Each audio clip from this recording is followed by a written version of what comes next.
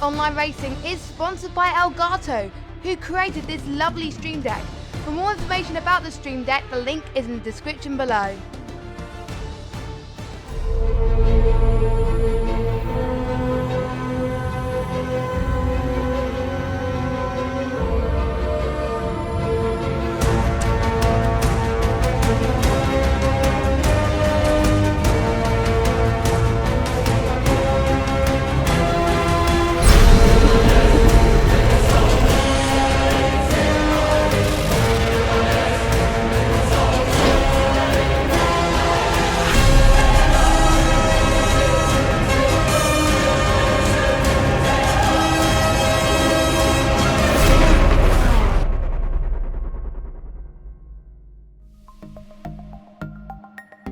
Good evening, ladies and gentlemen. My name is, per usual, Mr. Murray Walker, aka Evil Dragon. Welcome back to yet another round. We are past the half. We are on round 6 of 10. We're getting there. This season is coming fast upon us. Joining me in the commentary box yet again is the one, it's the only, it is Miss Jess Games.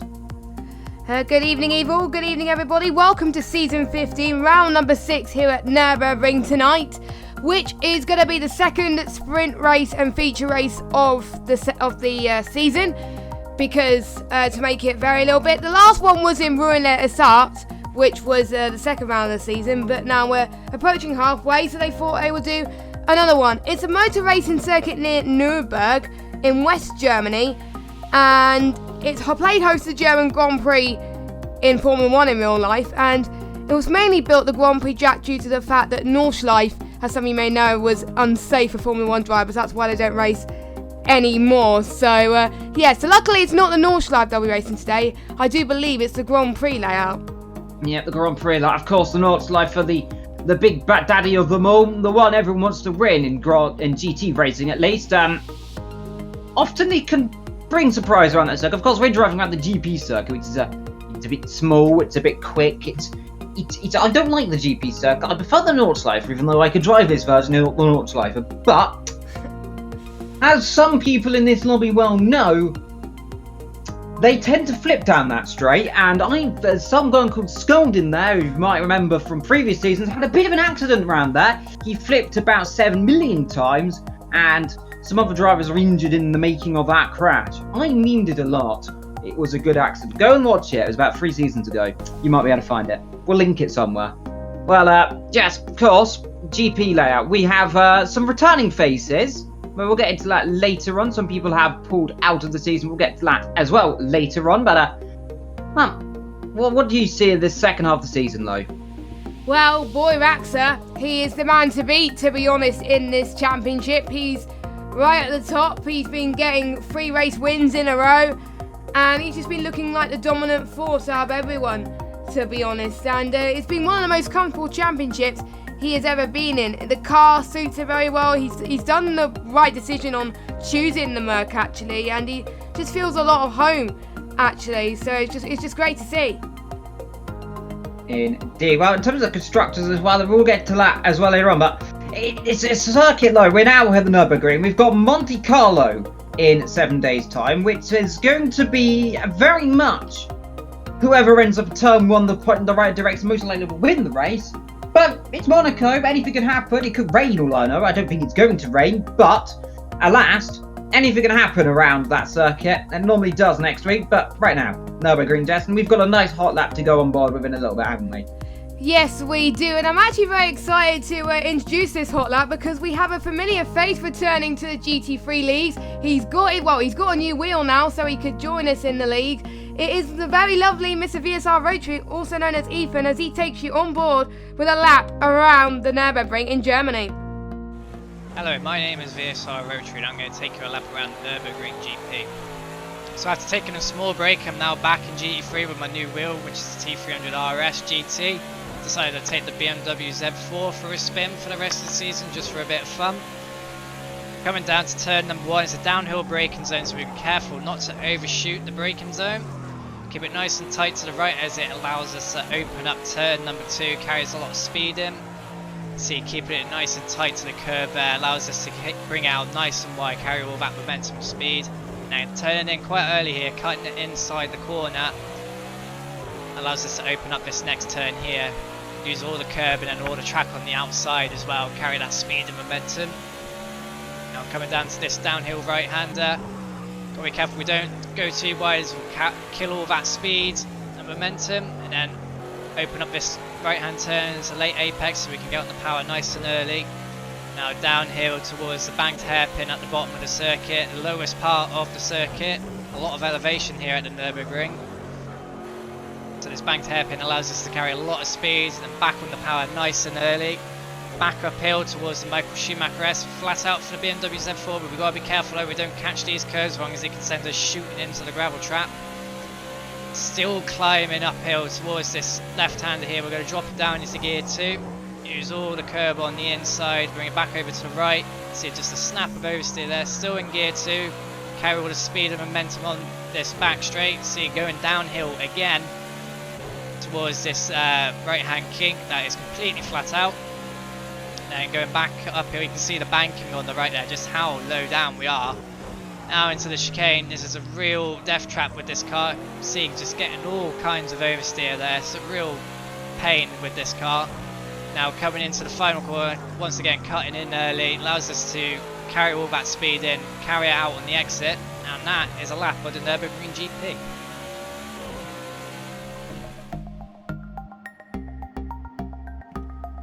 So thank you very much to Ethernet for providing us with this hot lap. So before we go to the qualifying, which has got about 12 minutes to go, let's go through the championship standings. So it is Boy Maxer, as I said earlier, who is leading the championship with 252 points, which is a 69 point gap to Tinus in second place. And then we got Gaza in third place with 169 points. With 138 points in fourth place, we have Jasko. Big Kid Daddy in fifth place with 138 points. And we got Tofino in sixth place, Leonardo 7th, Papano 8th, Jazzman with 2 podiums in a row in ninth place. And 10th is Wolfman. Unfortunately, Wolfman has pulled out of the league. That's why Ethan is replacing him in the Visual Racing team. And we got Fogarty in 11th, Skull 12th, Vetro 13th, SF 14th, Matt Jordan in 15th, which I think we pretty much jinxed him last week. I kind of feel bad for him, but I think he is here tonight because we also do have a full grid. And Archil, he is having bad luck in this league in last place. But let's get to the track, Evil. Indeed. Well, we'll go for the person who is currently on 69 points and is currently in 7th. I'm going to say that's very nice so far. But let's see what he can do, of course. They're on their out laps. Well, I think they're on their first flying laps right now. They come the Schumacher S. Named, of course, after the late great, well, not the late great because he's still alive and he's very much still great, but the long-living legend, Michael Schumacher, who we, of course, do give all our hopes for still after that horrible skiing accident in 2013.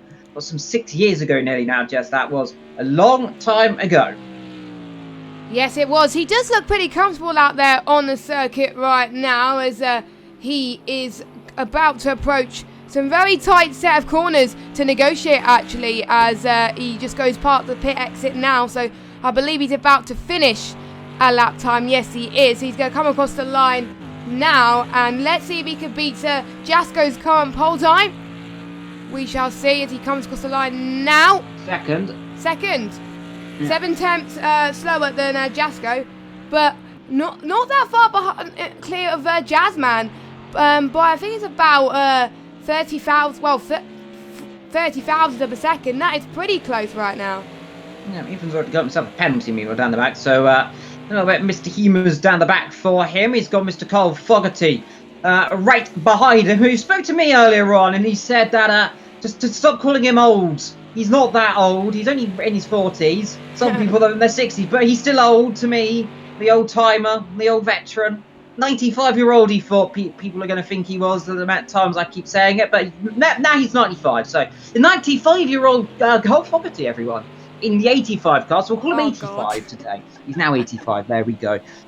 You can watch this back later and laugh at me for doing that. But nonetheless, we'll move on upwards. Of course, he had a struggle season. Of course, he broke his arm last year. So he's still recovering in that recovery stage. That's why he seems a little bit off in some pace. However, you've got to look forward, and you see the car ahead of him. It is Ethan, who, again, I was speaking to early. He said, don't expect much from me. I'm still getting used to the Thrustmaster, and if I'm going to be slow, it's going to happen, but I'm here for fun. I'm here to enjoy it. I've gone in a car I haven't gone in before, and it's going to be a test for next season, of course. He's going to take it one race at a time, and he very much might as well be finished this entire season, although he definitely said he was not looking for next week, because that is going to be Monte Carlo, and, well, it should be quite good. Let's see where he goes so far. He's in 11th position, so just 12th behind Vectra, then in the Lamborghini in the 69 car, of course, which I always say is a very lovely livery. Whatever holders saying the word beginning of nice was number 69 today, attempt to, but the partner P2 so far in the 63, but it's Jasko back up front yet again. Last week he did very well, and quite a lot of drivers had quite a lot of fun little races. It was at the Hockenheimring, I can't remember, 7 days ago. I might be wrong, but a lot happened in 7 days. It was Hockenheim last week, I think it was. No, it was Donington last week. Hockenheim was 2 weeks ago. Hockenheim was 2 weeks ago. Donington just completely disappeared from my mind, then poor old Donington. But Hockenheimring, the classic race. Germany always brings up a smile, so let's see if it's relative sibling circuit, of course, in definition of, well, in Formula 1 at least, it switches every 2 years. Well, it did, of course, and it hasn't since 2013 due to economical issues with the circuit. Well, the circuit's situated around about 30 miles away from Spa, as there is one of the Lamborghinis going through. So basically, if it ever rains in Spa or the Nurburgring, it's likely it's come from Spa or the other circuits. They have very localized weather conditions. They all travel between each other. So that's an interesting fact to note down there. They are only 1.5 hours away by car. So always fun to little trivia fact there. Learn something new every day, Evil, to be honest. I never knew that they were quite close together. I do remember Spa being in the calendar last season. I do believe it was the championship decider last season, and that brought out, I could see is going to be a very good sprint race and very good feature race, because I think they provide a lot more overtaking opportunities than obviously the Ruinlair starts, where you can hardly overtake at all, to be honest. But yeah, Spa and Nurburgring have two very similar characteristics and two very similar characteristics, so you know it should be interesting. But no mandatory pit stops in this event tonight, so they just got to keep it on the circuit, as it were, and make sure they don't bin it. And I know a few people might, but hopefully they won't anyway. Jasmine, meanwhile, if he seems laggy for you, that's because I think he's on hotspot internet right now. He's on mobile. Yeah, he's on mobile internet at the moment. Internet. So if he just disappears, well, I'll get a lovely shot from the circuit from space, because that's a nice thing I like doing. If you don't know, on my Twitter, I often try and post pictures of the circuits from space, and they look really beautiful. Apart from when they despawn, and it's not very fun. But this circuit's going to be fun if Jasmine disconnects. I hope he doesn't disconnect, because I've cursed him now. I'm going to be very sad. But no, my luck, I've condemned him to the dead. Essa, meanwhile, in the pit lane, he is currently last, struggling that Audi compared to his teammate Skull, who is currently 12th position, coming out of the pit lane in his other Audi. Archil, he's sitting up there. As he's sitting? Then he's sitting in 5th position, so Archil doing a good job. Now, he has not finished the last 2 races, as Skull losing traction through turn 1. If Archilo felt, and now the rules and regulations, the sport and code says if you retire from 3 consecutive races, you are automatically removed from the season, of course, if you retire at least. So he has to be on his best behaviour, of course. We never know. If he's taken out or disconnects, I think that might get away with it. But if he does retire, he might be in a spot of bother, Jess.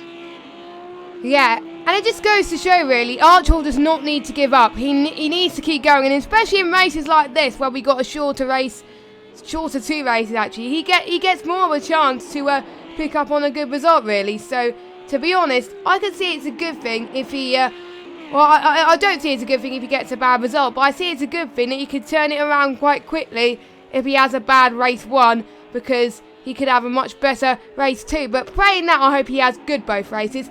Because he is quick. He is quick on 1 lap pace. He just needs to improve on his race pace. You know, he's incredibly quick, but it's the consistency. He makes mistakes, and well, of course, last time in Darlington he had a mistake. He spun, and that's what happened to Vectro. By the way, if you wondered where Vectro went in that race, he got clipped on the rear wing and ended up rolling it. So that's what happened last week, and we didn't see it exactly. His camera man decided he didn't want to show said incident because it was so bad. It was unbroadcastably bad. But alas, Vectro, he's currently in 15, struggling this season. He can't get the car to work. He's just really hasn't got any pace. He hasn't really practiced as much as others, or as well, I've done more practice, I think, than Vectro might have done, which might say a little bit. Archie over the curbs there in the MGK chicane, if I'm not too mistaken. It's still called that. We used to be called that back in the day, but I'll call it that now. Now, in terms of this circuit layout, the last chicane is different from what these cars would race at. They would have raced the slightly quicker chicane, of course. If you drive around the Nurburgring Nordschleife, the 24-hour lap, it's that chicane. It's the very quick one.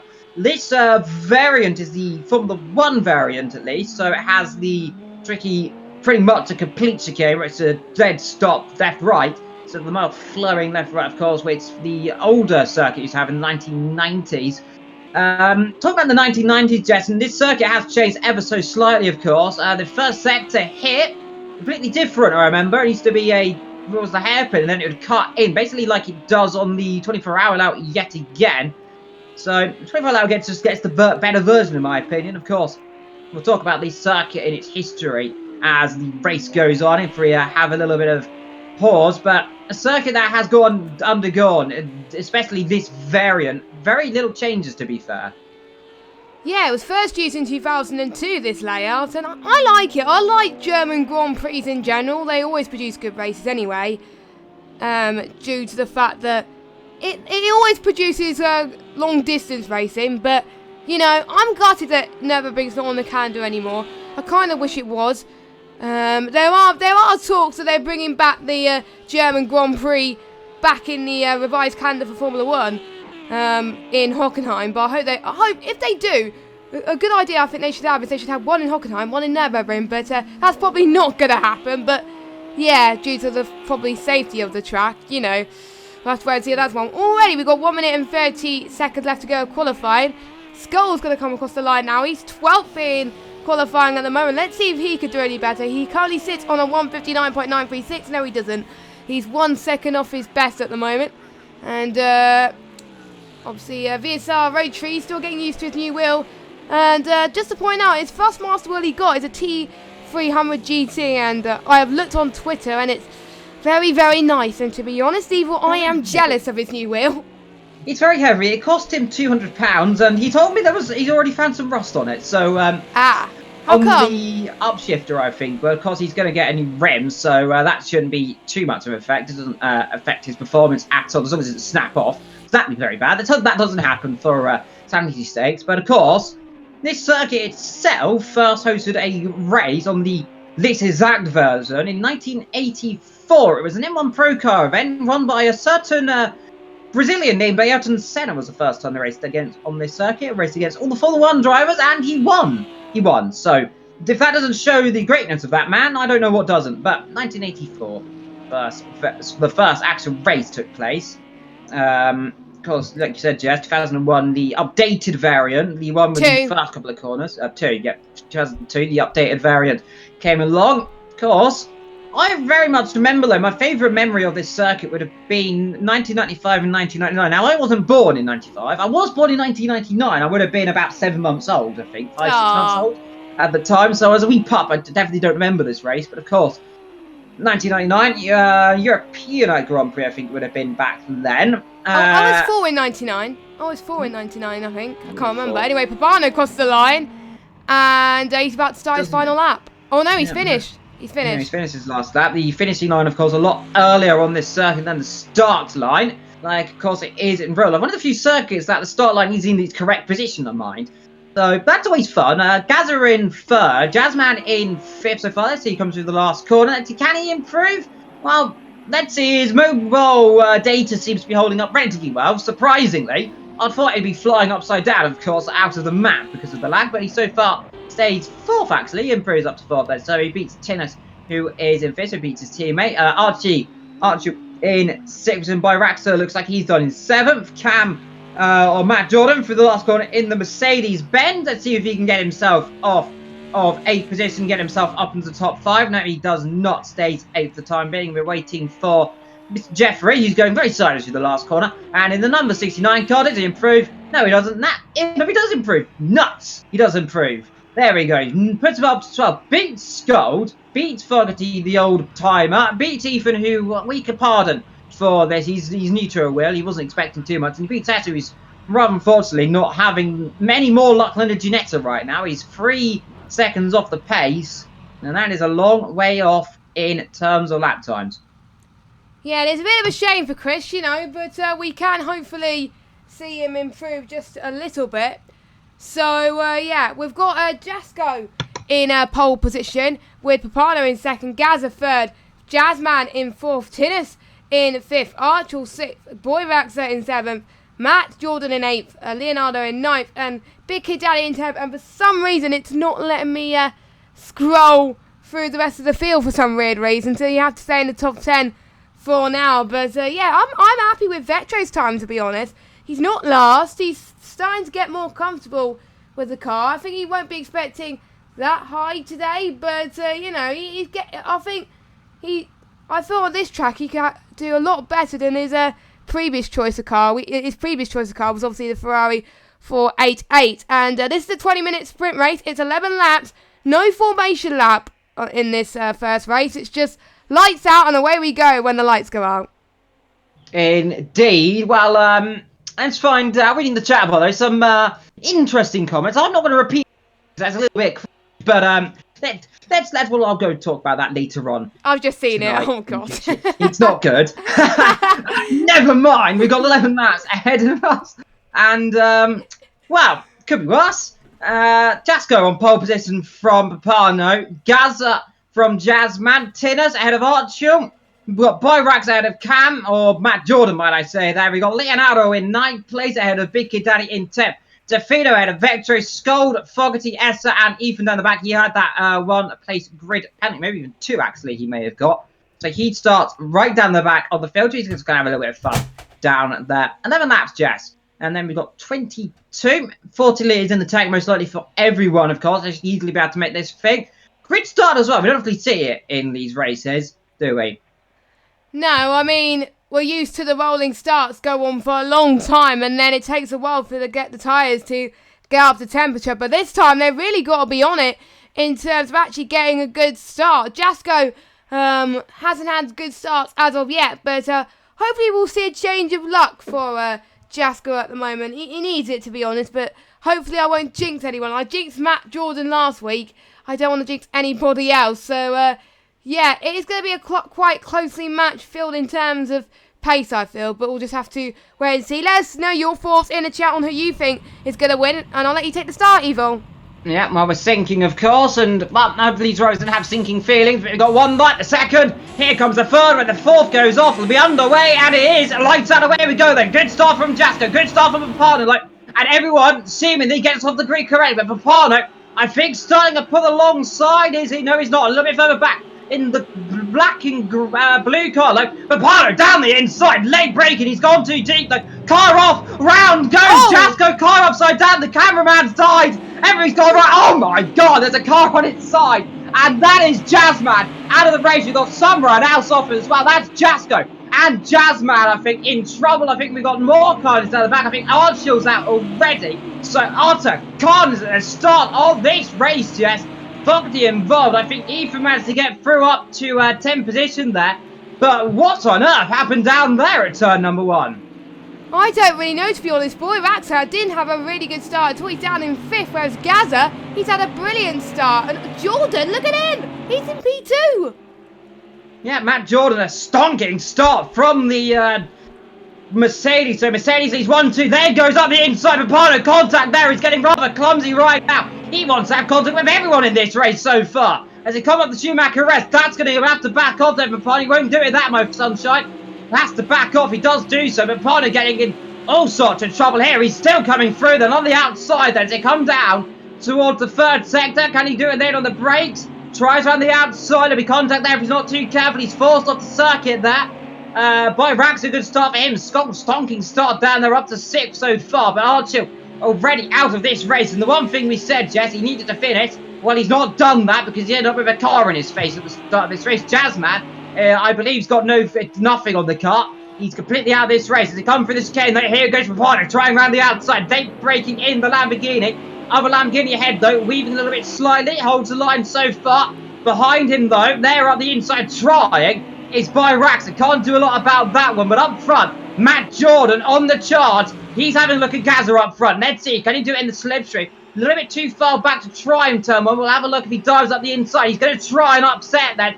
Through turn 1, can't do it. What about Papano? He's right up behind the cars ahead of him. Does there be any conflict for turn number 1? No, there is not. So everyone clean through on that number 2 at least, apart from Fogarty, who's gone flying off through the last, through the back shot there, but I think he's kept it in relative control. Yes, he had Jazzman in the pit lane meanwhile.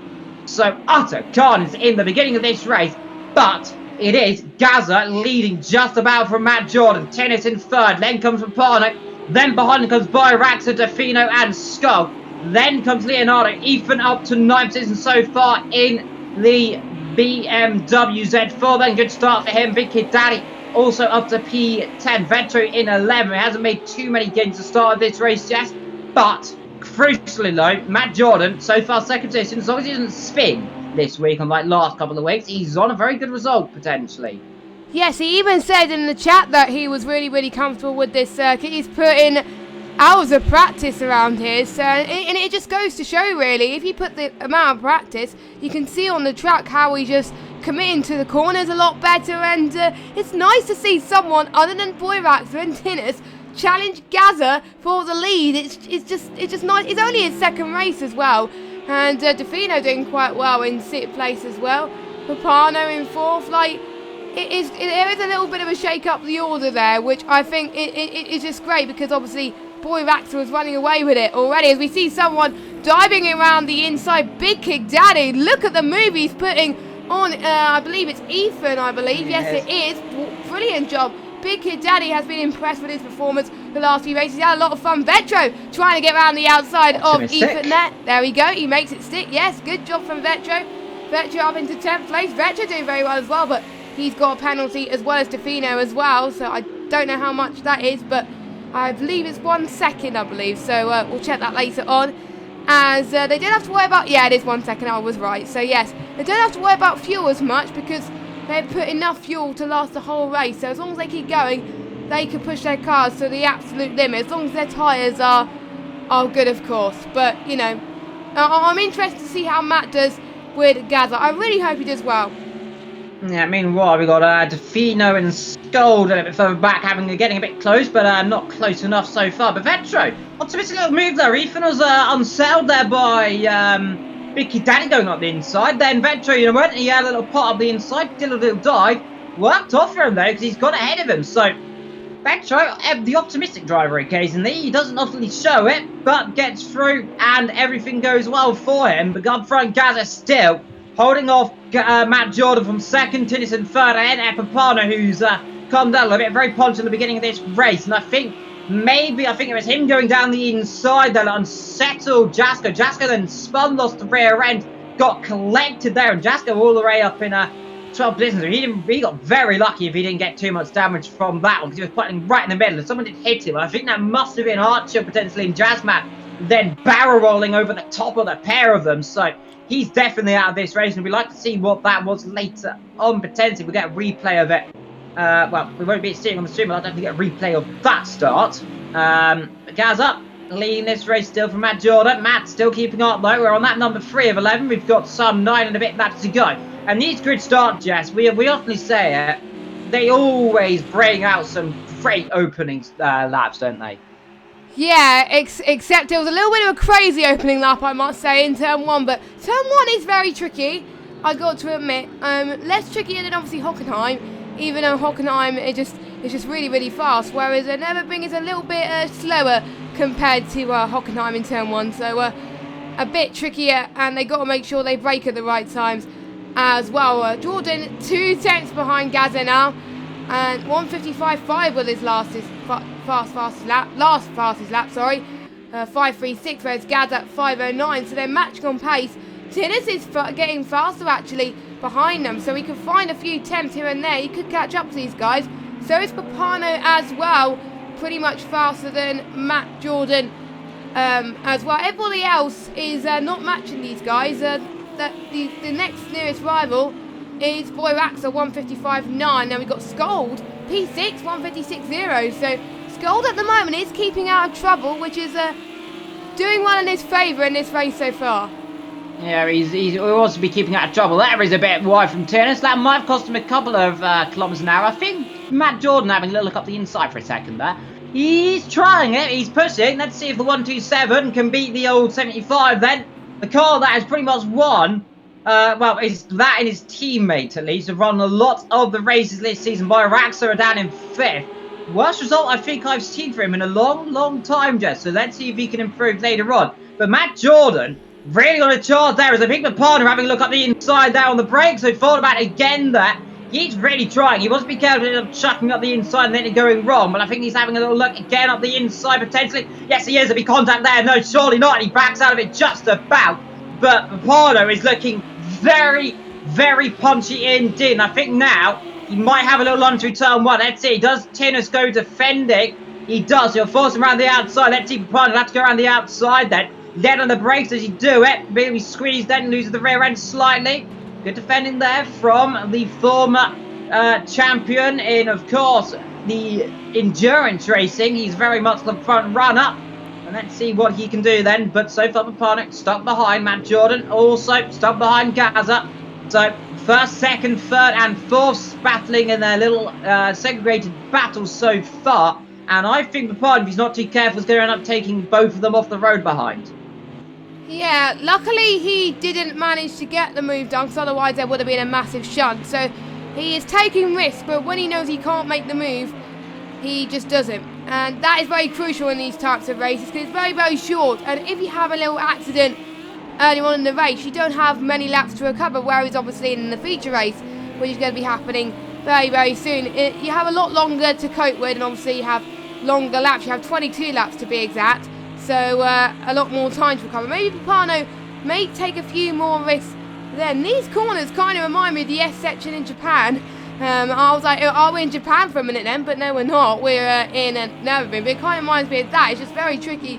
That's why obviously most people are on a wheel, whereas a few people are on a pad, of course. Papano's found a few tenths on Tinnis once again. Tinnis staying in 3rd place for now. He's just tucked behind these two of Matt Jordan and Gaza.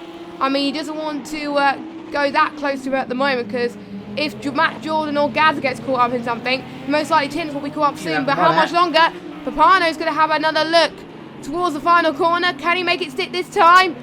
He's going to make sure he doesn't take that much risk, but this time, the risk, I think, has paid off. A bit of love tapping from these two, from Tinnis and Papano. Obviously very legal in the rules, I must say, but Papano, he's got to make the move count now. He's got to through turn number 1, and he does. So yeah, good job from Papano. Oh, Tinnis going to have another look now around the outside. See, we won't do around the outside there. Not very easy to go around the outside for turn number 2 and 3. Might try and do the cut back into turn number 4. Like if he gets the line, no, he does not. So it's a good move from Papano. A little bit of a love tap for extra measure. Is Boyraxa now all over the back of Tinnis. Now these two have had a lovely history, by the way, and this is always, these two respect each other more than anything right now. Papano, rash aggressive, but it works. He pulls off meanwhile behind Scold and Leonardo a little bit close together, I think, potentially about 3-4 tenths separating them, so we'll keep an eye on that battle in the background. But now Papano can go chase down after Matt Jordan. Let's see if we can do anything of that Mercedes. Meanwhile, let's see if Tinnis and Boyraxa can provide a little bit of entertainment. Behind them, though, we just said we saw Scold battling away with Defino. It was Defino, Scold, Leonardo, and then we've got Big Daddy. So far, 9th, having a bit more of a quieter race. Content from last week. I think it's the top 8 reverse, Jess, if I'm not too mistaken. Yes, as well. that's so right. That means Leonardo will start on pole. So anything can still happen, remember. So let's find out. Let's see, though. 1, 2, 3, 4, 5 cars. All very much. And the Audi there. Apart from that, though, sometimes in pace they can be very similar. But uncertainly. But oh, God!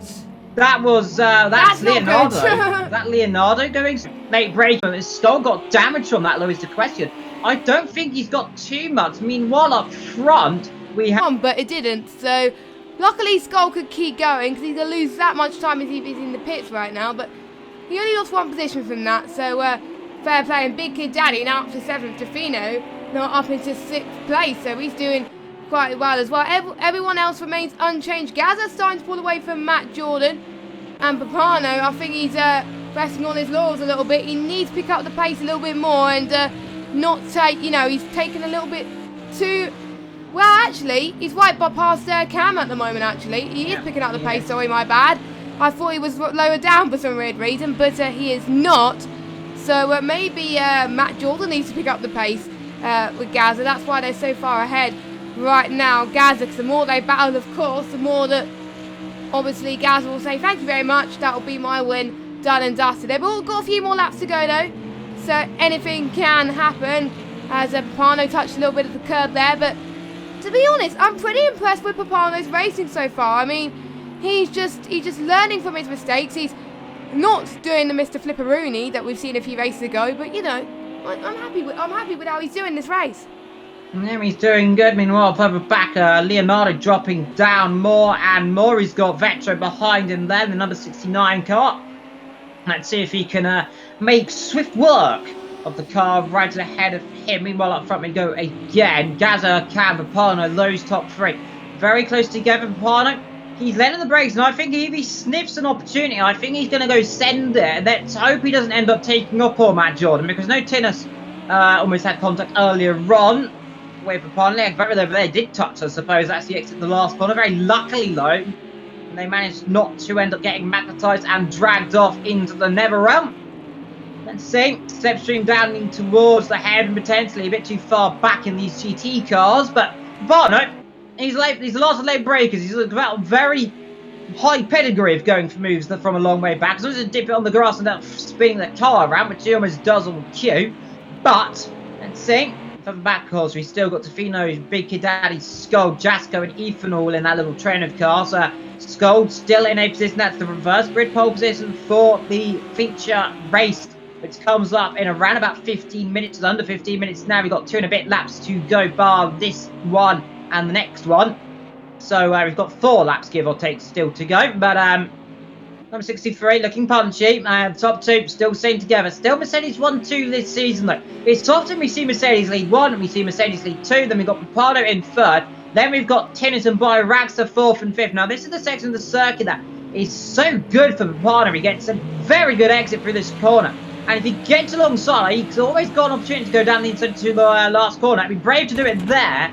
There's Matt Jordan, covers it off, no charge through that. But if he gets a good exit here, now what he needs to do is just try not brake too late, because we know he's very good on the brakes. And I think also we might have got a bit of a slipstream train down towards turn 1. But let's see, is Papano going to have a little sniff down the inside through turn 1, I reckon? No, he doesn't think better of it.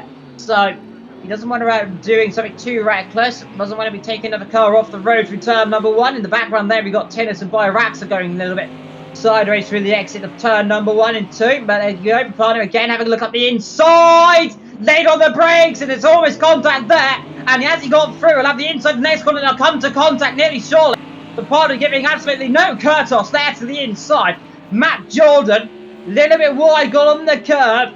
And Papano, like I said, he only needed to sniff a door, and he would go for it. He's like a attack dog right now in the Lamborghini, which is a raging bull, raging in the China shop. And now, can he go and chase after Gazlen for the lead of this race? That is the question. But Matt Jordan, he left the door open ever so slightly, and it did almost work for him, but he just couldn't do it. I think we could definitely call Papano Mr. Late Breaker by the end of this race.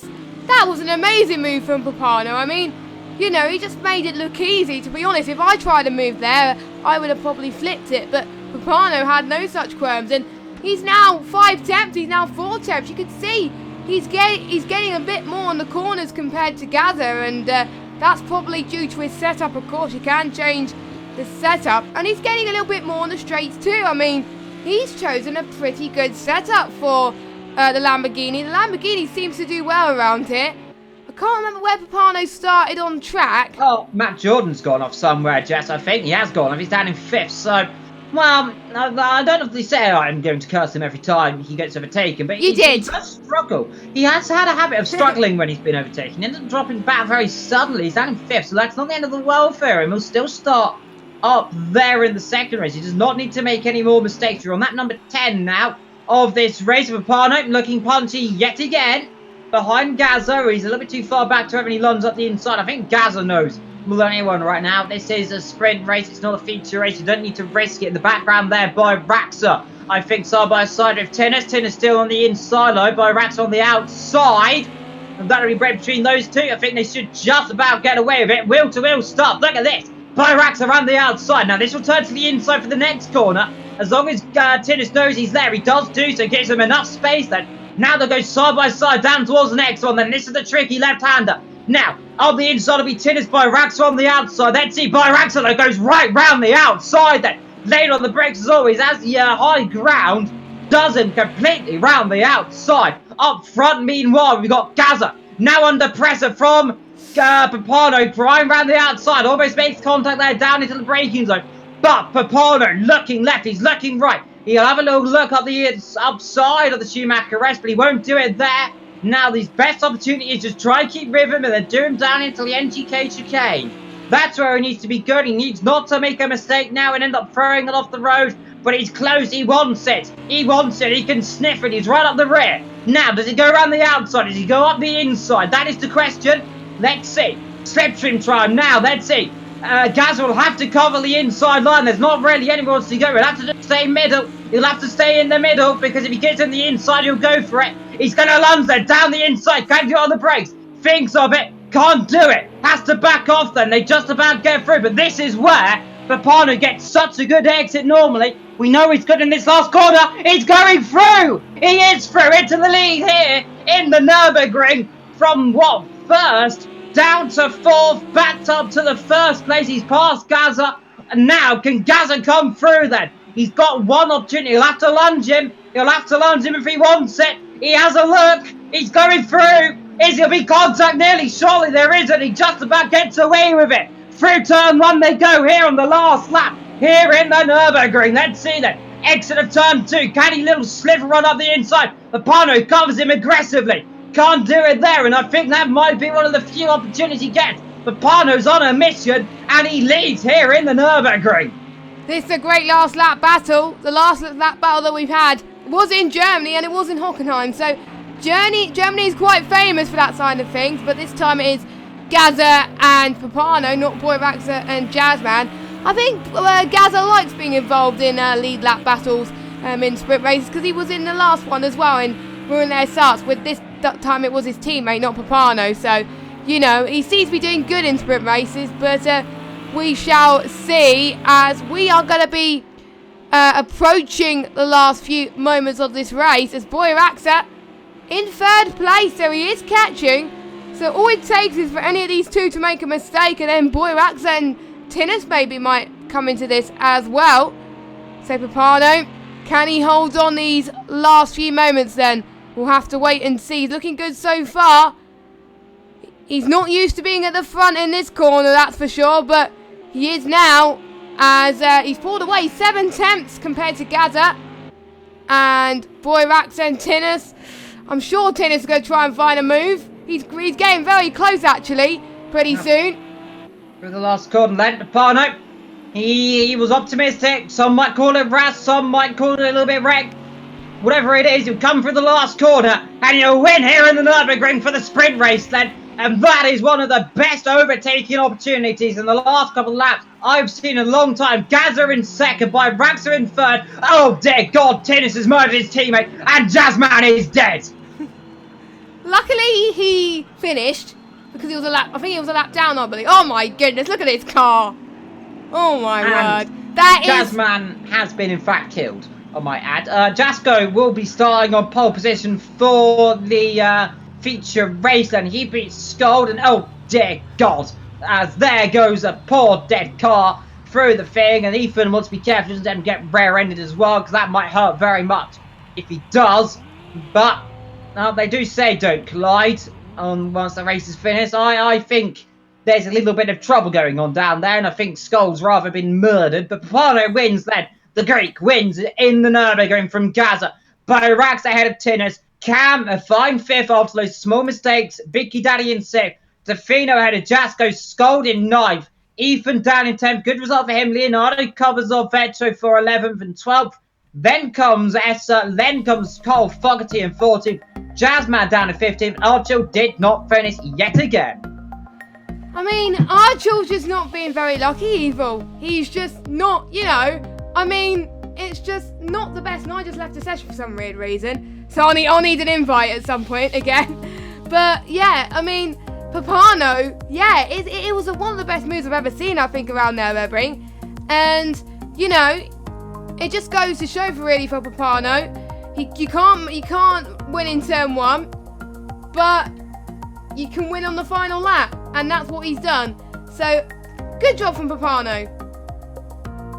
Yeah, optimistic and brilliant. Archel doesn't seem very pleased, I don't think, potentially. So we'll have to review that incident at the start. But I think it must have been Jasko going round through turn 1. So we'll keep an eye on going on in the chat, by the way. So that was Leonardo into Archel. That went into Jazzman. So Constantino effect there. There's nothing anyone could do because there was a car pointing sideways through turn 1.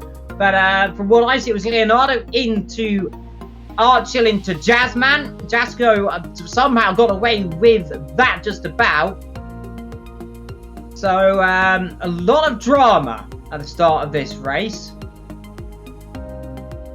Yeah, I just hope I'm a bit worried if it will happen again in that one. But at least they have a bit more time to get focused and warmed up. Because in the sprint race, you literally, as soon as the lights go out, you're going. But in the feature race, you have a little bit more time. You got a lap to get a feel for the track again and your surroundings and think, right, when's the best place to overtake? So, I think we'll see a lot cleaner start in turn 1. I think the ones that were involved in that lap 1 carnage will take it a little bit more easier in this race, because otherwise, because Jazzman will be starting near the back, because only the top 8 get reversed. So yeah, I think it'll be a lot easier, I think, for these drivers. Yeah, we'll see what happens, of course. Anything can and will happen at the start of this race, and it usually does. I mean, there's drama, there's excitement, and, well, the reverse grid, as you've seen, you've got back in the server, that is good to see. But reverse grid races often bring up a lot of explosions and a lot of drama. So, well, let's see what can happen. Yep, indeed. And obviously there was a few people in the chat. I think obviously Rotary is his first race in the BMW. I can't remember what car he was in before his G29 died. Mercedes. Yeah. And he was expecting the BMW to be decent. And boy, was he wrong. I think he didn't like that one bit. But he's got to get used to that for the rest of the season. But, we were setting low expectations for him. But it's just a learning final few races of the season, I think, for him before he races again next season. So, he doesn't want to. He's not there to win just yet. He's just there to learn with his new wheel. And from what I've heard, obviously, it's much better than his G29 due to the force feedback and stuff like that. But yeah, the top 8 then get reversed. I'm very excited about this, but it should be different. Obviously, different conditions, different tyre temperatures could happen, so we could see a different scenario, but it'll be interesting to see, will the likes of Papano make his way up the field to back in for the win, or will the likes of Tinnis or Gaza or Boyraxa, maybe even Big Kid Daddy could get up there as well. We've seen a few promises from Big Kid Daddy as well in the past, so I think Big Kid Daddy could do well here. He's very good at usual sprint races, but yeah, should be an interesting one. Let us know what you think in the chat is going to do well in the feature race. Don't forget, it is a 40-minute one, so much longer one than expecting. But, I think these drivers are using it as a time to reflect on their performance in the last race, like we said earlier. And this could be a learning curve for some of these guys. But for the ones who finished quite well, they just got to keep it going. But better. Indeed. Well, let's see what can happen, of course. Anything will and can happen in these reverse grid races. We saw what happened last week. Now, Jasko, who starts 8th, has a real opportunity of winning this race, of course. He started pole last race. In the first race, he did not. Of course, he was the one who got pointed backwards to return number 1. So let's see if he can come through and manage to win this one. And what's up, Apano is he's going to be the lean, mean fighting machine. So let's find out. But we've got to look forward to this race, though, Jess. These standing starts often, I think we should always move standing starts from now on, don't you think? What do you mean? Having the standing starts from the first race, of course, that just always makes such a good opening lap, don't you agree? Yeah, I enjoyed that. I enjoyed that standing starts. I think they should do more often. I think that's something I would feedback when they do the feedback forms at the end of the season, because they just got to think a bit more. They can't just rely on other drivers. They could just think. They could just say, well, how am I going to get a good start? Whereas the rolling start, you have more chance to think, and it puts a lot more pressure on the drivers. And I like sitting drivers put in a lot more pressure than intended to. But obviously next season might be the last season of GT3 for PS4, but you know, we won't go on to that one just yet. But we still got this season to go, of course, and boy, Raxa was not in the top 2 for the first time in 4 races, I believe, so he needs to get his head on a little bit. But I think the feature races is where he shines, Evil. I think the longer races is his speciality more than the sprint races. Yeah, the feature racing, the longer ones, often are the ones that provide the more action. They often can provide it. The short race as well. You know, GT3, it's the long game, I suppose, not the short game as well. Archil will start 16th. So you've got the order then for the reverse grid race. So Jasko will start on pole position from Defino. Vicky Daddy in 3rd. Matt Jordan will start in 4th, ahead of Tinnis in 5th. Benji lapped by Raxa in 6th, ahead of Gaza. Papano ahead of Scold in 9th. Ethan, 10th. Leonardo, Vetto, Essa, Fogty, Jazzman, and Archil. That is your order, of course. All 16 drivers still going to be racing in this race. But is the man from... I can't exactly remember what country Jasko's from. I look at it as flag. It's... I can't really tell, to be honest. It's the most... I've never seen that flag, and to poor Jasko, he's probably going to murder me later on because I probably forgot his country. But he's probably going to murder me. He's going to murder us because I can't remember the country. I'm not good with flags. I never have been.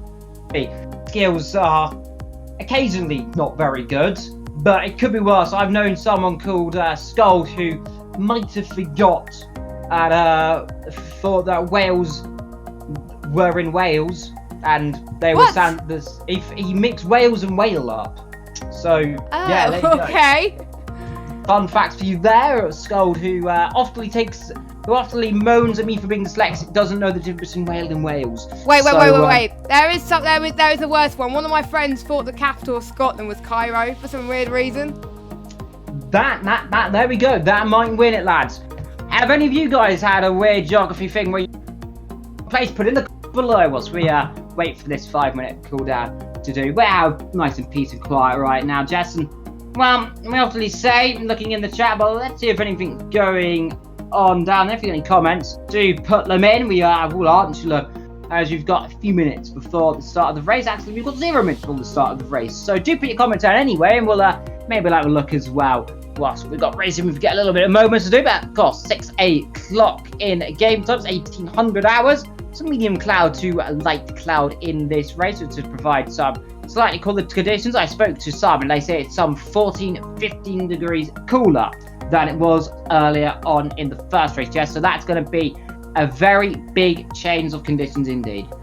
Yeah, I did point this out a few minutes ago that the changing conditions could change the field up a little bit, because some people might like the cooler conditions, some people might like the hotter conditions. Personally, I would find it hard in these conditions because the sun is very low, which, well, the visibility is very, very tricky, which means the braking zones may be a bit different, your muscle memory may be different, and you'll feel the circuit. You just got to learn it off by heart, really. And this is the point where you can tell who's practiced and who hasn't. And the ones who have practice, they'll get it absolutely right, continue like they've done before. And the ones who haven't may continue to brake like they were in the first race, and it just doesn't work. So, you know, we'll see on that one, of course, as I just transfer scenes. There we go. So we are on the grid then. Not the order that they're going to be starting from, because the game doesn't like that. So the drivers will have to move out the way to let the people through. For the second time this session, Jasko will be on pole, but not where he wants to be at the moment, because obviously he would have preferred to be in 8th place, and he would have preferred to win it, but obviously he didn't win it. So, yeah. Actually, no, I don't think Jasko wasn't. I can't remember it. I know it's been 20 minutes ago, but it's a long time, okay, Evil? 20 minutes is a long time. He was on pole, and yet Papano alongside him on the front row. Gazza was in 3rd, and of course Papano who ended up rather going deep in turn number 1, and Jasko who spun. Both of them lost a lot of position, but yet was Mr. Papano who starts down the back, who did win the race. Meanwhile, in the chat, by the way, we got Dunderpants, which is a beautiful name, by the way, saying he had a girl in geography think Mount Snowdon was Mount Everest. Oh so, there we go. So, anyone else got any fun geography? Mishaps? Well, not fun mishaps, as Jess dropped something somewhere. But it was. I almost knocked my phone, but it's still on the desk for some weird reason. Still on the desk. The phone is safe. Everything is good. We're all relaxed in the commentary box, waiting for the second race to go. Now, let's see the beautiful BMW sign in the background, which I have very full memories, and I don't know if anyone knows it. Everyone can remember there was an incident around there. It was in real life where a GT3 car ended up almost flying into that. So if anyone can find it out there, because I do remember it vividly, do let me know. But let's get ready for this feature race. Remember, rolling start as well. Wait 5 seconds, and they'll be rolling off the grid one by one, like those are. So let's go rolling them off the grid. Let's do. So everyone's going to get themselves into the grid order. So Jasko should be the man who starts on pole position.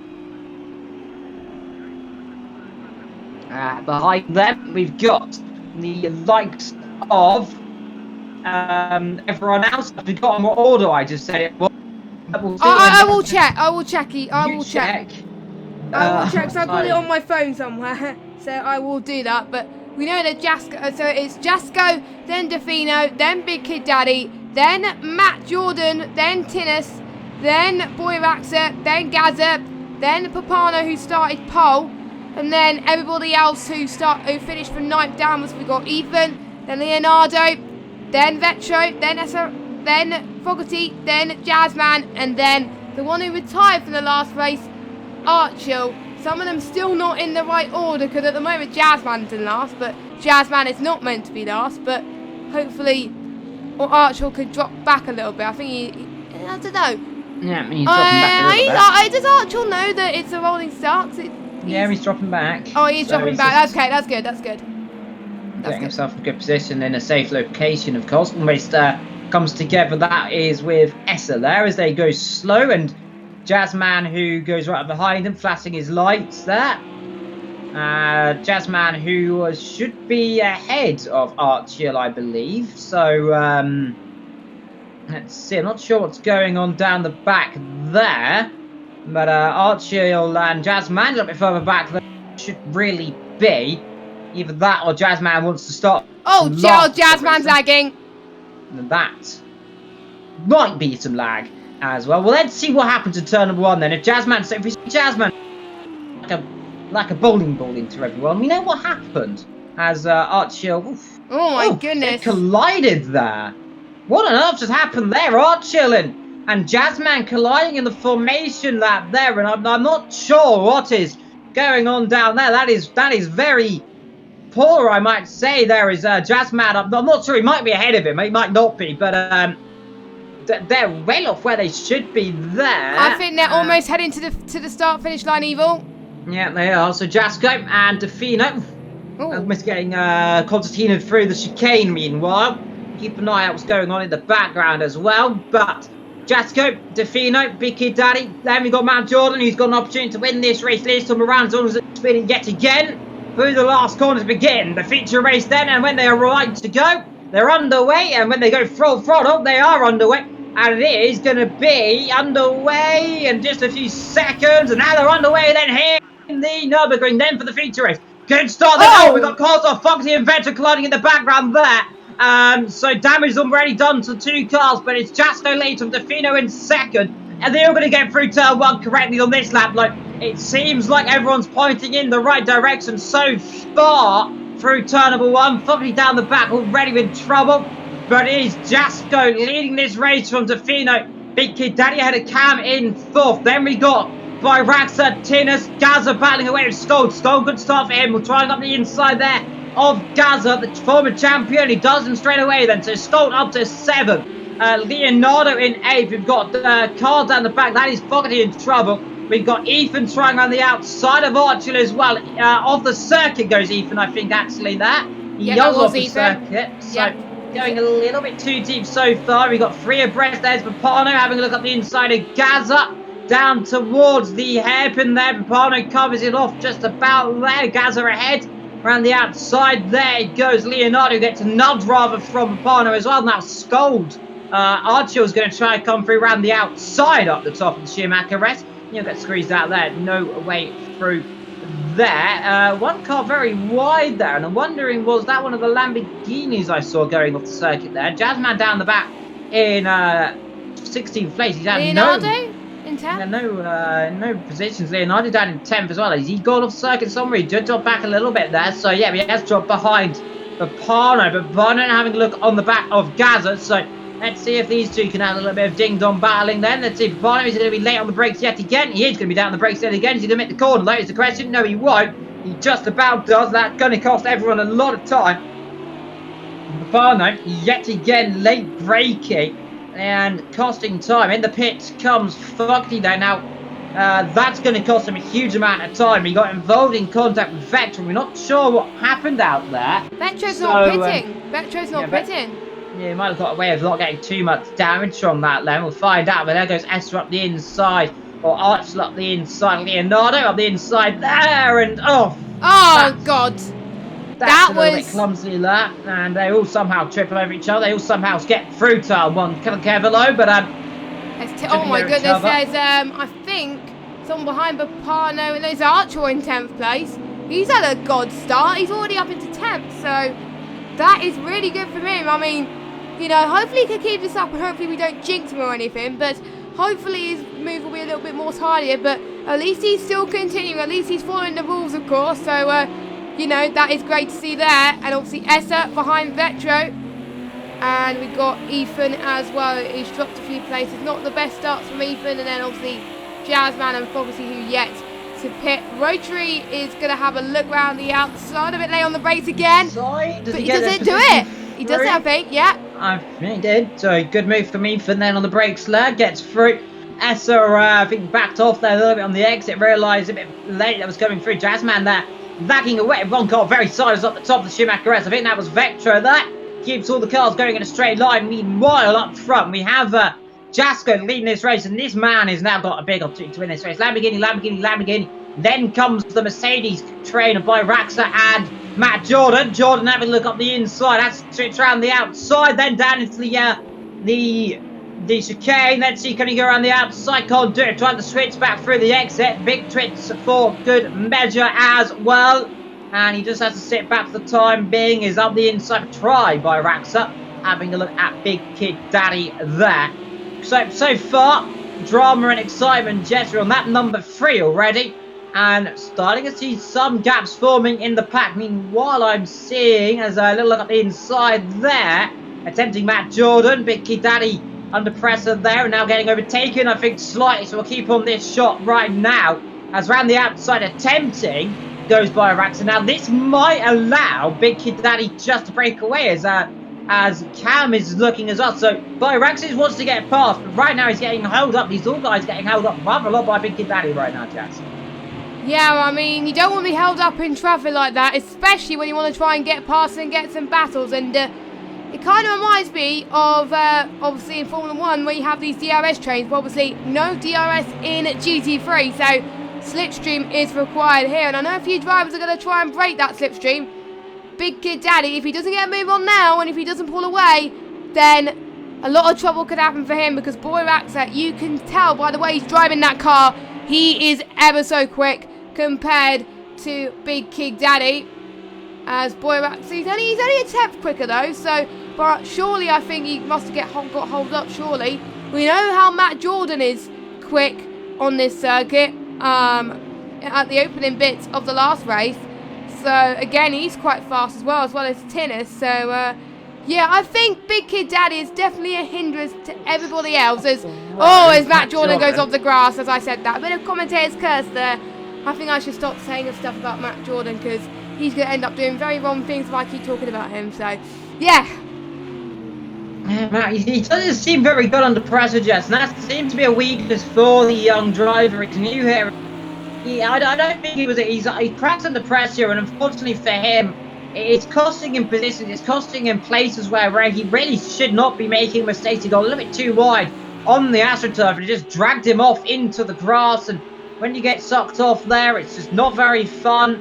The grass, it's slippery as well out there on this game compared to some other games, of course. It's a little more slippery, but Scold in 7th. He's keeping his car relatively clean. Pine down in 8th position. He's 155, so he's going 2 seconds a lap quicker than this Gagala car, so he's catch them within the next about 3 or 4 laps. Archfield down there in 9th. We've got Gaza, Leonardo, Vector, and Ethan down the back. Jazzman in 14th, Essa and Fogarty right down the back, of course. Those two having none some luck so far this season. But it's Matt Jordan, of course, the man who has had a very strong debut there. Is Scold rather drifting through that corner, might I say, who's also having a very good return to glory since he's changed to the Audi. He's definitely got more pace, he's got more grip, he seems more comfortable compared to his teammate at least. He's definitely the highest scoring Audi so far this season. He's outscored, he's outraced, but not out-qualified Archer, but it's all showing, Jess, that consistency really is a key around this season. As George Russell says in the Williams, even though he's usually at the back of the grid, but no matter where you are, consistency is key, and if you don't keep out the consistency, that's what ends into disaster. As the interesting thing is that obviously Matt Jordan is outscoring Essa, and Essa's been there for most of the season, whereas Matt Jordan has only been this is only his 3rd race. So obviously we had one earlier on as well. Scold's doing very well again. He's dropped a few positions in the last race, but he's still in 7th, so he's gained quite a few. Matt Jordan's gained a 10th on Tinnis. I was trying to remember who it was. I was trying to remember the abbreviation. I'm starting to get a hang of these abbreviations now. I've been in this box for far too long now on PS4, but yeah, I'm starting to feel a little bit more at home now. As start finish straight then, we're starting to see more moves being made from this midfield pack, and you can see Matt Jordan gaining on the Lamborghini. Well, he has to cover him. Can't do it. Good defending from Tinnis. A bit late on the brakes for Matt Jordan though, so he was going to try and go for the move there, as he's got an Audi of Skull right behind him as well, which he saw this opportunity and he was always going to go for it, but again he chose not to. And I think Skull might be held up a little bit due to the fact that he's doing quite well.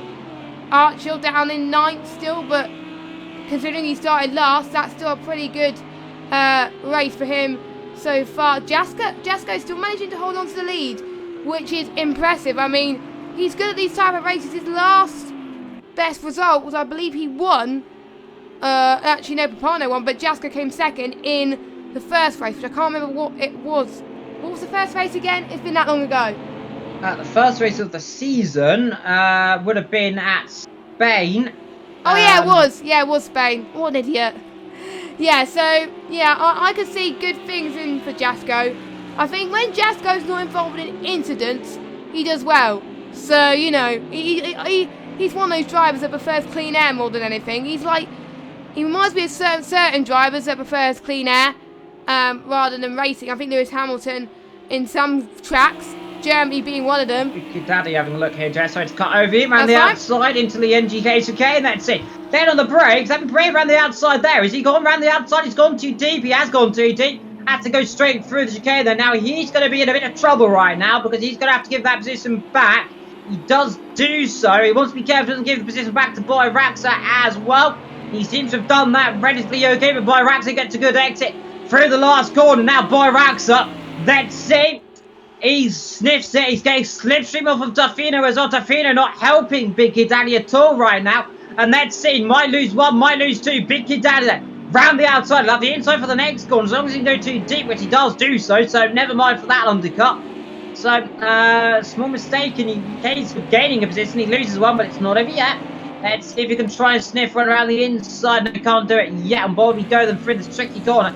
Right up the rear chuff of the Mercedes. Oh, Ethan's disconnected there then, so he's out then. Issues for him. I'm wondering, is that a LAN cable issue yet again? He's had it a few times, I believe not. So whatever it is, out here in the Nurburgring, that's a shame for him. That LAN cable has disconnected. He's left the party as well in my screen, so that is a LAN cable. Evil being a spy there for the other drivers. He's a Murray Walker and Ted Kravitz all into one.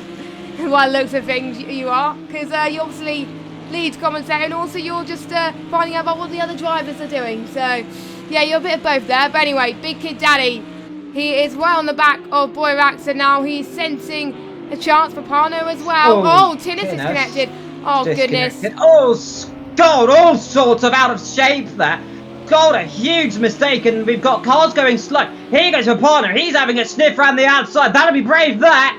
That'll be very brave because that car's on the curb. He's also on the grass nearly as well. He just about gets away with it. Scold's having a look up the inside still as well. He'll make it free abreast nearly into the chicane. But Pano, though, gains 2 in 1 space of a second. But that is a real shame there for Tin as he's out of the server. And that could be big issues indeed. And it seems I've disconnected as well. And that seems to be even bigger issues there. As I've disconnected, I think might be server issues. I think there might be server issues, I think. Because we saw Tinnis disconnect and we saw... I don't know. It could be... Oh! Look at this. I saw Matt trying to go for a move around the outside, but I think he's trying to defend from Archer as well. So they're still going side by side once again. At the moment, you can still see Papano. So, but I think... Oh... Very late on the brakes from Archer. I think he's just trying to make every move possible. And I think... Actually, no, it's Archer and Scold and Matt Jordan Hanger battle, I think, for position. So... Yeah, we just... I swear, in these feature races, you always seem to have issues, Evil, because you did that in the last one in France. So, yeah. You know, it doesn't like you, Evil, in the second races I would have seen. But, you know... I'll try and do as much commentary as I can whilst, obviously, this is all going on. There's someone's gone off. I think that's Scold. Yes, it is Scold. Scold's dropped down. I think that's damage for him. I think that's allowed, I think, Leonardo, Gaza and Vetro to gain a position there. So, that, I think that's Scold out of the race now. Yes, that is Scold out of the race. We're down to 13 drivers then. This has been a crazy race. So we only lost 3 drivers out of 16. So we lost 2 due to connection issues and Skull due to just terminal damage on the car. So he's not going to be happy with that one bit, as I think Papano's dropping a bit from Big Kid Daddy. He's a second now behind them. So, you know, I think it just goes to show Big Kid Daddy was getting held up a little bit. I think he's been told to wake up by his engineer, and he is responding. Big Kid Daddy, 156.8 for him. Papano, 156.4. So, you know, maybe... I think Papano is responding to Big Kid Daddy, but we'll see. We'll see if he's gaining. We're still waiting for the Freshers invite from Evil Dragon, as I think we've seen... we did see someone slide into turn 1. I wasn't quite sure what it was, because obviously we don't know. Because an Evil Dragon has joined. So hopefully he could join momentarily, because I think there's loads of things happening in the background. I kind of want to see what it is at the moment, but I'm not able to see what it is. I'm interested to see how Matt and Archel battle is happening at the moment. But we can't. I can see Archel really struggling with the car. He was weaving a bit all over the place at the moment. So, but he's still going, of course. But I think we can see Jordan pulling away in the background. So, Papano is catching to Big Kid Daddy then. Can he do the Mr. Late Breaker as we've seen in the sprint race, of course? I think he can. But he's the one who's probably going to take a bit more risk. This is going to be longer, but we're almost in the halfway stage. It's Evil will tell me, of course, when he's can see everything again. Because obviously the Zobby does take a bit longer to load, of course, due to the fact that of how many cars and obviously the tracks and stuff like that. So we'll try to cover as much as we can. And Evil's back. Evil's back. I've got a big lag spike then as I joined, but I'm back. Welcome everyone back to the Nurburgring. Hope I did okay there. Hope I did okay there, covering for you whilst you were sorting out your tech issues. Good. Right, let's carry on. Right, now to figure out where everyone is, because right now, of course, everyone's in kind of jumble mumbo land. It'll take a lap or two for the game to try and register where everyone is. But Gaza is somewhere. I think he's fourth. Is that Gaz is 8th. Vetri going wide. Yeah, that was Vetro or Leonardo, I think, going. Is that Leonardo going off through the last? Yeah, that was points? Leonardo. Yeah, that was Leonardo. So I think your game's fine now. Yeah, so it's starting to reconfigure itself back to normality, just about. I say that, it does say Cam is race. Cam's not leading. I can tell you that for a fact. He's 6th. So it may take a lap or two, but I see Papano. Let's go cut to him. He's down there in my screen, 30. That is not 30, but we have got 42 drivers apparently in this lobby, according to this now. So that's interesting. So I think something's gone horribly wrong there, because there's a lot of just blank. So driver blank is in the lobby. So that's interesting. Meanwhile, Papano, having a look at the inside, that's Big Kid Daddy. That must be the car. That must be by Raxa and then Defino. So that's the battle for 5th, 6th, 3rd, 4th, 5th, and 6th, I think, is it not? It is Boy Raxa 3rd, Big Kid Daddy 4th, Papano 5th, and we've got Matt Jordan in 6th. So yeah, 3rd, 4th, and 5th place. Maybe 2nd actually, because Boy Raxa, he's not that far behind Defino, so you know, it could be a battle for the 4 places here. This is going to get very intense. I mean, this is better than Ruin Their Stars, I must say. I think it's a lot more closer action compared to that. Defino got damaged, Jess, I'm wondering. In front of he's losing pace. He's losing a lot of time because for one moment, Boy Raxa was a little bit too far behind. Yes, he has. So I think Boy Raxa could get the move. I think it's not a question of if, it's a question of when. I think Boy Raxa may wait, knowing that he's got damage. So, but Defino chooses to stick it out for a little bit then, as we go on to lap 11. Well, they start lap 11 anyway. So here comes the charging Mercedes. Yeah, it's going to be an easy move, I think, around turn 1. Late on the brakes as he do it, and he's just about to do it now. He's squeezing wide a little bit on the edge of space. Fair enough, though. He's still trying around the outside. He's hanging it there up the inside for the next corner. So he's not giving it up right now as they run side by side for the corner. Not often we see drivers this close together. It's still Defino holding that inside line. Boy Raxa can't do it though, so he just has to sit back for the time being. Jasco a 7 and a bit second lead up the road, as far as I'm making out on my telemetry. Yeah, Jasco is leading by 6.5 seconds. You were close, Evil. Yeah, well, I'll continue trying to guess where people are in this. I'm going to get used to it eventually, but Defino, second position. He's covering off the damage on the front of that car. 1, 2, 3, 4, 5, 6 cars are going for second position right now. As Defino's damage, he's going to back them all up so far. Pardo in 5th position. Doing an okay job so far. He's in the middle of this group right now. We know how good he is and optimistic he can be on these overtaking opportunities. As long as he's in front of the road, by Raxa still having a look behind Defino. Now Defino's going to have to cover the inside line here. I can't imagine Jess going to stay ahead for too much longer with this damage. No, I don't think so. I mean, he's got to let him through. We could see he cut on the grass a little bit there as well. So that's not going to do his tyres any good there. So I think Boy Raxa has just got to wait, because he's got Papano, he's got Big Kid Daddy, and soon he's going to have Matt Jordan as well, who's only a few tenths behind Big Kid Daddy as well. So, as again, oh, Big Kid Daddy, that's not how you take that corner, my friend. I think he's got to probably let Matt Jordan through. I think Matt Jordan is definitely going to take advantage of this. He's probably going to do something. Oh, yeah, I think he's letting Matt through. I think he's realised his mistake, of course. Yeah, he is. Fair, good sportsmanship for Big Kid Daddy. He is trying to defend, though. But, yeah, I think he knows as soon as he cuts the corner, he knows to let him through anyway, so he doesn't get a penalty. I think he won't get a penalty after that. It's Big Kid Daddy. Lay on the brakes again, trying to go around the inside, but Matt Jordan much faster on that corner for him to get the move, so that's why he stayed in 5th place. And Boy Raxet still behind Defino. I mean, Boy Raxet's a lot faster than this.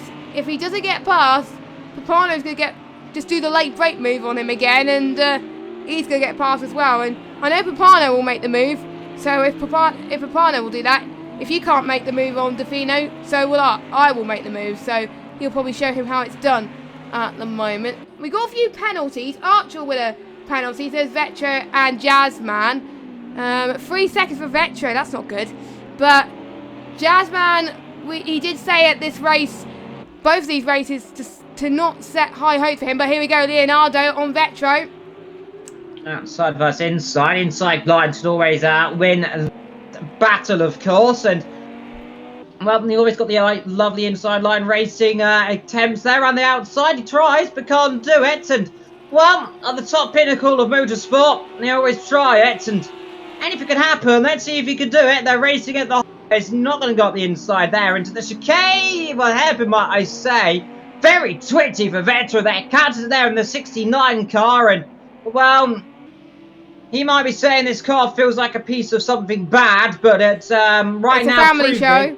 It's a family show. We're not allowed to say it, but it's something rhyming along the lines of something else. I'm not going to say, but you might say it's a bit of sugar, honey, and ice, and a bit of tea on top of it. Oh yeah, good point. Good point. Leonardo trying it. And he's not going to do it yet. Jazzman down there, and Jazzman in the pit lane actually. So I'm wondering. He's got damage, I think, because Yeah, obviously he doesn't have to pit. I don't think. Wait, has he run out of fuel? Wait, No, go he's on got with enough. Jazzman. He had enough fuel. He had some 35 litres, so he's not got fuel issues. Oh right, so it might be. Oh, he's out of the race. Out.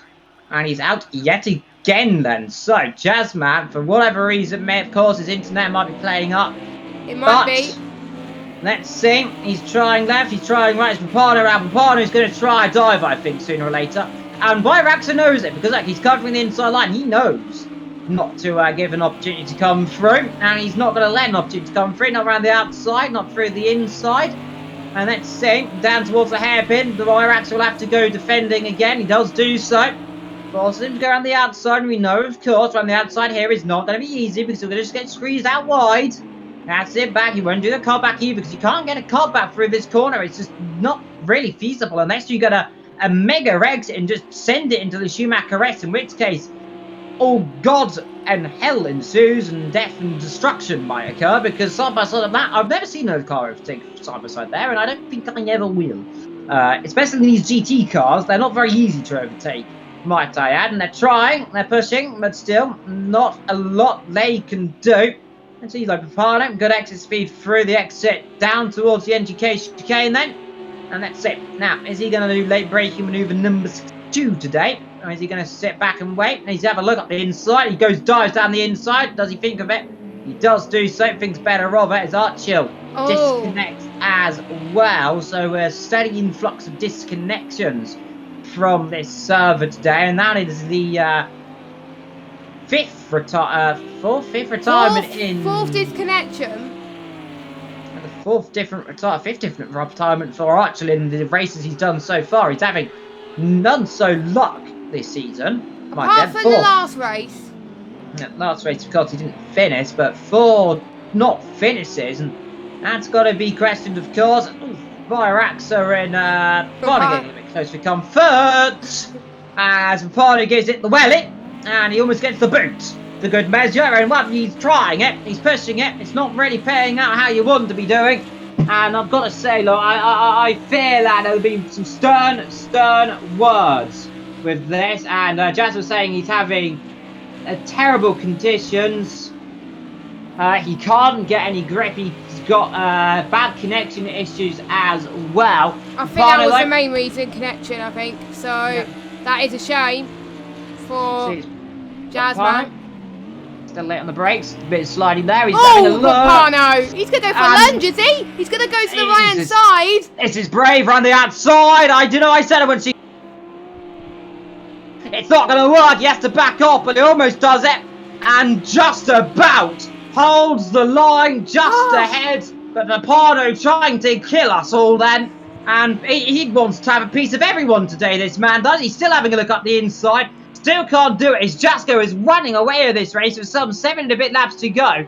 Tofino, by the way, is doing an incredible job of that damage. And I think Byraxa right now is helping poor old Tofino quite a lot. As Papano, again, down on the brakes, thinks of an overtake, doesn't do it. Now, this is the corner where he's often so good. There we go. Bad exit again. Now, this is the opportunity he'll be looking for. Now, we've got the inside here. Let's see, late braking manoeuvre gives the car a little bit of welling. Now, let's see, last time they collided through this corner. This time, they do not collide through this corner. So bravo, Papano, bravo. Byraxa try and come through again, then on the brakes. Let's see, that car, very defensive manoeuvre, very much saying, I'm just going to stay on my line here. You're going to go around the outside, I'm going to squeeze you wide. He tries it, doesn't work. Byraxa tries again, can't do it. And yet again, through the chicane, Papano does it again. Late breakers, the last of the true late breakers, comes through again. They'll almost get to clout up the rear sausage for good measure from Byraxa, who's not had enough of him yet. A bit wide there for Papano. He might get himself slowed down if he's not too careful. But alas, they all just about keep each other on the circuit. Don't make any problems, don't cause any issues. And now Papano go chase after Tofino in second position. Yeah, that is Papano's mission now, and he's going to show pretty much Byraxa what he's made of here, because you can see, well, we're about to see in a lap's time, potentially, or in a few laps' time, what Papano's true pace is around this circuit when he doesn't get held up in traffic. So, you know, I think he's going to do well, I think.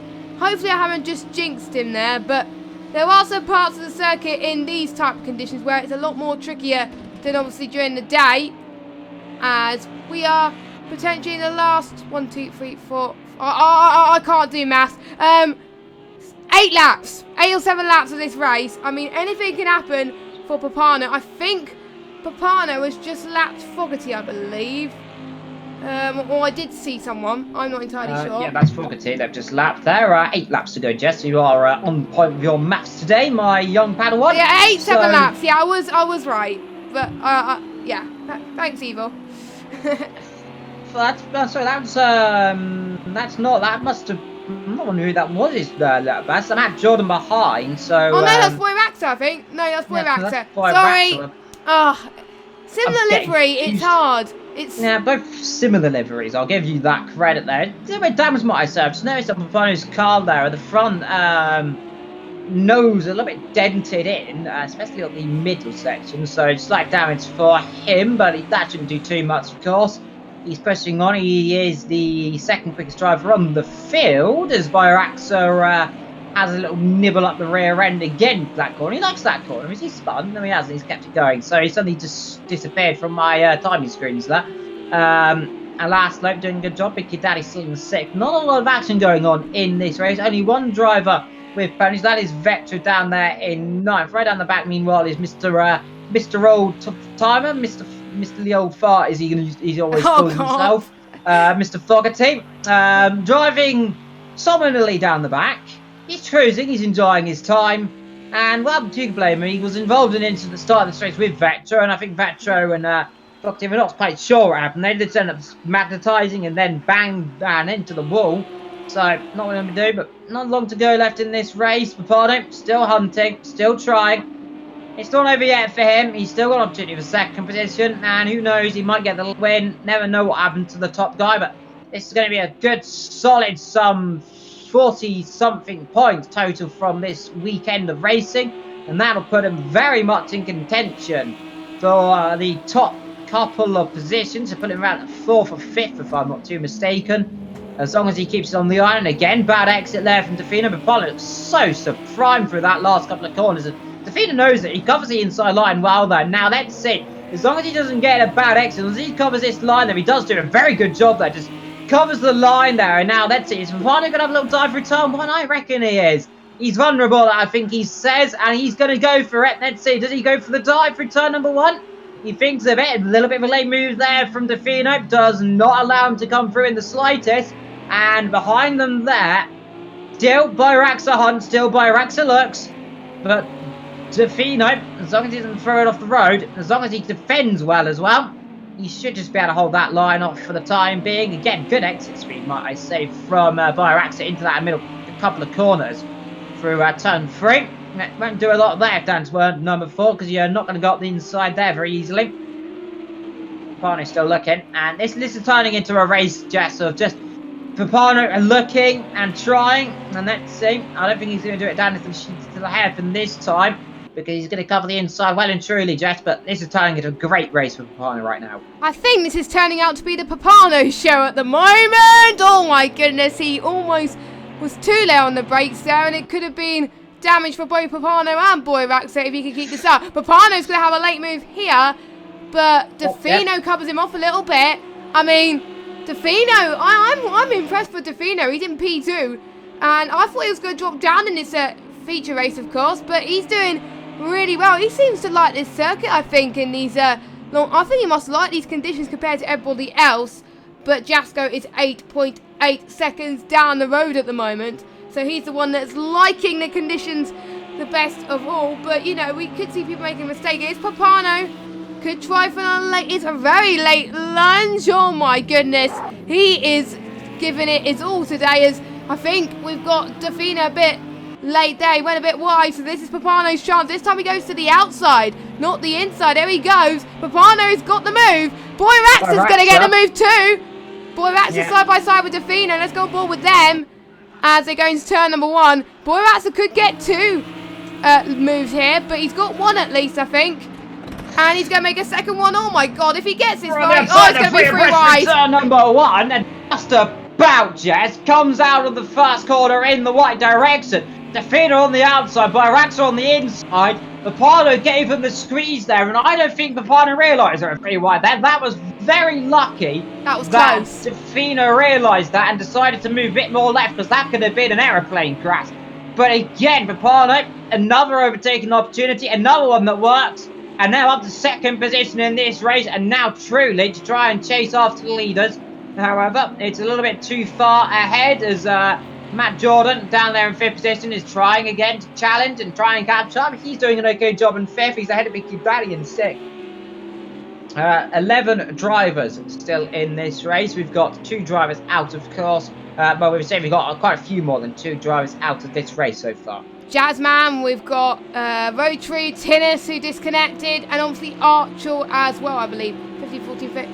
We're missing another one. I can't remember who else retired. Someone retired. We've Jess goes leading. I'm just going through trying to figure out off the top of my head. But so it was Archel, Jazzman, Rotary, Tinnis, and there's someone else. Scold, that was it. Scold.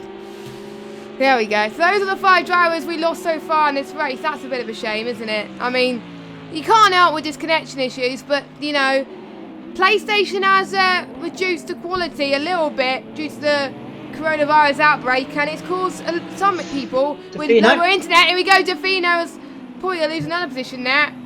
Now he's having a look, actually, on so he got a very good exit.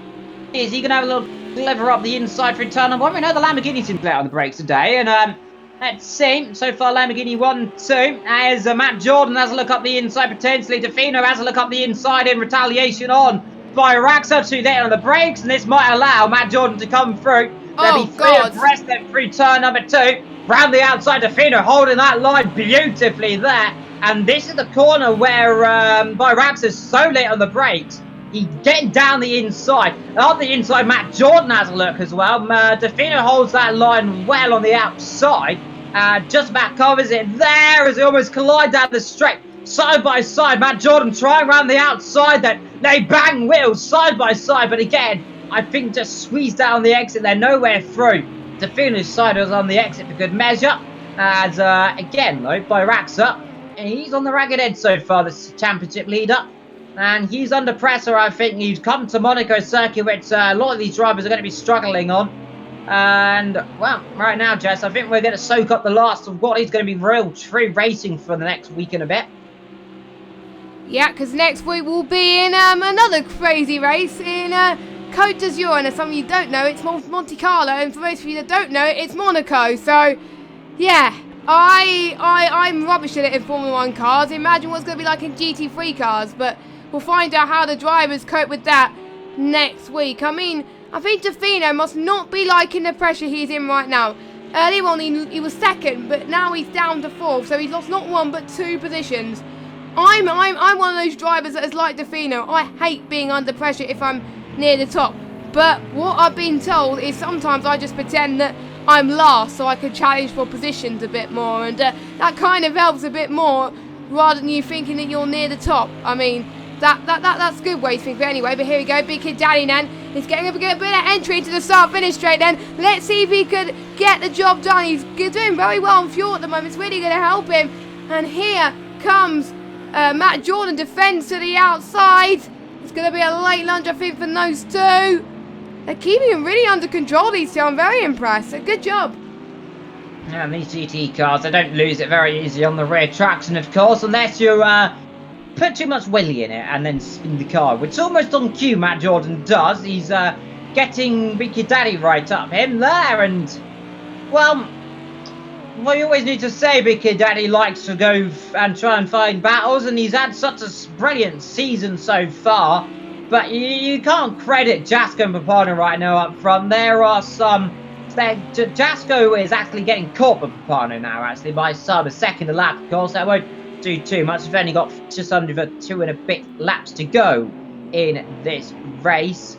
And Papano, Boyrax up, Defino, second, third, and fourth. We've got Jordan and Big Kid Daddy. Then we've got Gaza, Leonardo. Vetro is going to finish down in 9th. He's in a very lonely 9th position, might I say. Esso, who is down in 10th, who had some issue earlier on, we believe. We're not too certain. Fogarty, who was involved right at the beginning, had no luck since and struggled ever since beginning of this race. We've still got a throwaway battle, though, Jess, for that 2nd position, really, give or take. Separated by a little bit of a gap. Gaza not too far back either, so really a bad day in the office of Gaza and Raza, as I always call it, Gaz-Raz team. And so far, it is by Raxa, who's just about holding on to that 3rd position right now, but not by much from Defino. Cam as well, just sitting further back. He is dropping back ever so slightly now, and Gaza, who's starting to come back into this ever so slightly now. He's some 2nd and a bit quicker, maybe 2 seconds a lap quicker. A lap, but we've only got just under 2 laps to go, Jess, so I don't think he's going to catch them in time. No, he's not, which is a bit sad for Jordan, but at least he's finding his time. If he carries on the way he does, he's going to get some good points out of this, and that's really going to help him cement his place in the league. I mean, to be honest, I've been impressed. Well, he was almost close in the first race, but at least he was still on the circuit, to be honest. At least he still kept going, which was great to see, but obviously, you know, you can't help sometimes if you're having trouble with your internet or having trouble with your connections at times, but that's what all the drivers who retired had to face today, obviously, and also Jazzman. Kind of a bit of both, like, had damage and obviously retired, but we shall see. You can see Papano's pulling away in the background. He must be loving life at the moment. He's nowhere near the leader, but I think has Papano 156.3. He's the fastest on circuit at the moment. He is flying. Yeah, he might be flying, Jess, but he can fly very late on. It's not going to do a lot. Very true. When you've got just 2 and a bit laps to go. We're coming on to the penultimate one this lap coming. Lap 22 of 23. We're on the 21st of those laps. And Jasko, he's leading this race. He's led it from start to finish. He's kept himself clean, kept out of trouble. Papano in 2nd as well. Then we got Boyraxa and Defino. Cam in 5th. Had a Big Kid Daddy in 6th. It's a shame we've lost some 4 or 5 drivers out of this race, though, Jess. It happens occasionally, and it's a shame right now that, especially on a circuit like this, where it's been providing such good racing throughout this weekend, that we have got less drivers. But again, a bit of a slide there from Cam. Quality rather than quantity, Evil. Yeah, well, it's the quantity and the quality as well. We always want the quantity and the quality. It's always sometimes one on the other end. I've got to say the quality's been very good, minus a few bit of niggling issues at the beginning of the race and a few other incidents. And that seemed a little bit odd later on in some of the races, but I didn't see what happened with the likes of Scold and all that. We'll have to look at it later on. But some drivers being aggressive, some drivers being calm. Talk about being aggressive, Low, and Cam having a look onto Fino still. That gap is closing all the time, and he's having a look up the inside potentially. Wouldn't do it there, Low, especially from that far back. Now, the only place he's going to do it is if he gets a really good exit through this corner and does it down to the hairpin, and then just squeeze him out. That's where you have to do it down to the NGK chicane or the first corner. And really not many opportunities to come through unless you're very brave, as their big kid daddy, might I say, doing a little bit of gymkhanaing through the corner, and he kept it. And I'm going to give that a drift of the day to the big kid daddy. That was a bit sideways, and he caught it. Up front, meanwhile, on the penultimate lap still, and your leader coming through to the top of the circuit to begin that final lap, Jess. Yeah, final lap then. This is the moment for Jasko. Jasko has taken pole in this reverse sprint race. He took pole in the first race, didn't quite work. In this race, he got pole from starting 8th last race, and it has worked wonders for him. But enough about that. The most crucial thing is the battle for 3rd, because we've got, actually no, the battle for 4th actually. We've got Matt Jordan, Defino, Big Kid Daddy as well. I think Boy Rats is going to get P3 unless something catastrophical happens. And say Rapano, oh, late on the brakes there. They're both going side by side into the penultimate corner. This could mean paid dividends. I mean, they want to get most points, you know. They're going side by side. Here comes Jordan. This could be very good for Jordan if he gets that position. He's 6th at the moment. He's going to resort to the outside. Big Kid Daddy. He has to force to attack then. As a little bit of a slide for Big Kid Daddy, but there we go. That's Matt Jordan up another place, up into 5th place. But it's far from over for Big Kid Daddy. He's still catching up. Gaza is somewhere in this as well. Oh my god, Big Kid Daddy tried to go for a late lunge there. That almost gave me a heart attack. He's drifting that car, Jess. Like, I've not seen a car being drifted for a long time. He's completely sideways for every corner. Now, I'm not certain a GT3 car's been doing. Look at it. It's like rallycross.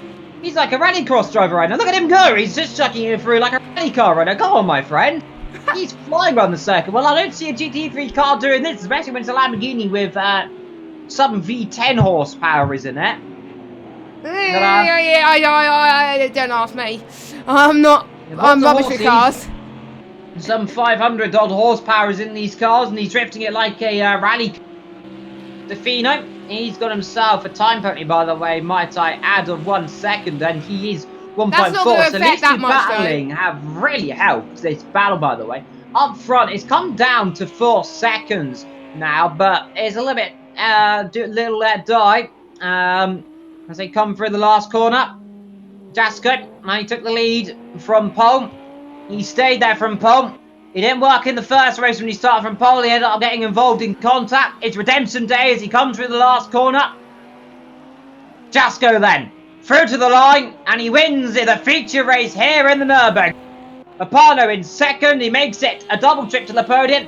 Boy Raxa in 3rd, however. A good result for him. Defino, is he in 4th? It's going to be close. It's going to be awfully close. I think he might have just got 4th at the line. He did just get 4th at the line. Bravo for him. That's his best result, isn't it? It is.